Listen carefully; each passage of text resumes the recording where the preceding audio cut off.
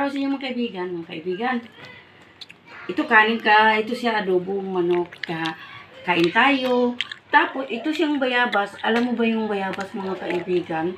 Ano ito mga kaibigan? Gamot sa diabetes. Ang dami itong gamot sa katawan.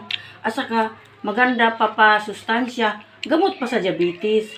Kaya nga tayo, kakain tayo ron, baka makagat ako ng hindi maganda. Ayan mga kaibigan, no? Pait. Ang sarap. Kala ko pait eh. Matamis. Mabuti na lang tumamis na siya kasi dati hindi siya matamis eh. Ang sarap.